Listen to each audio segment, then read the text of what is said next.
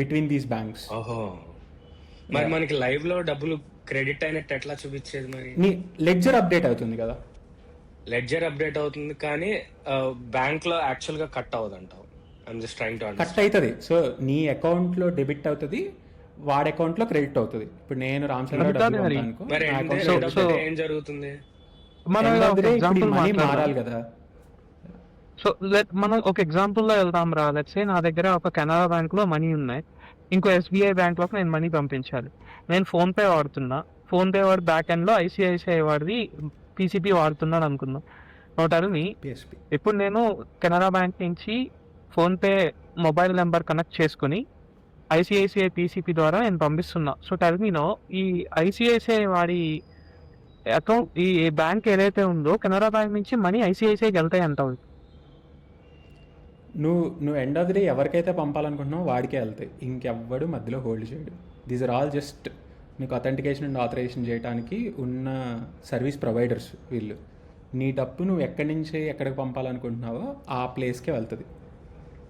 So నువ్వు ఏం చెప్తున్నావు అంటే రియల్ టైమ్ లో ట్రాన్సాక్షన్ అయినట్టుగా మనకి లెడ్జర్స్ చేంజ్ అవుతాయి, కానీ end of the day actual money movement జరుగుతుంది.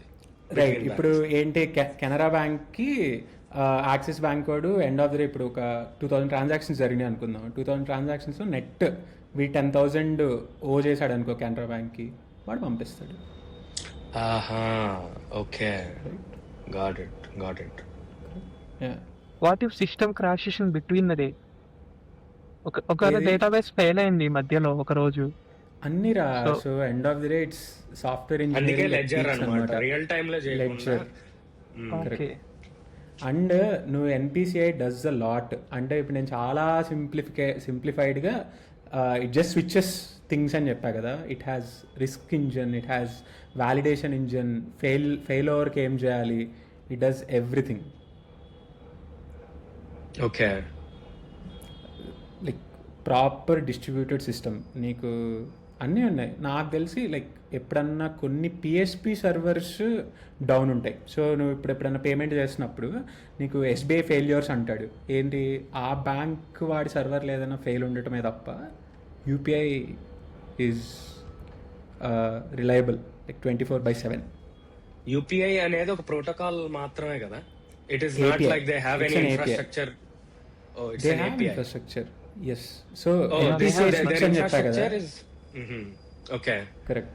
సో ఇక్కడ the whole risk, the validation, the failure engines అన్నీ ఎన్పిసిఐ హ్యాండిల్ చేస్తుంది. ఇక్కడ వీడు హ్యాండిల్ చేసి ఇట్ టెల్స్ పేయి బ్యాంక్ చెప్తుంది, పేయర్ బ్యాంక్ చెప్తుంది, అన్నయ్య మీరు తీసేయి వాడికి. Okay, got it.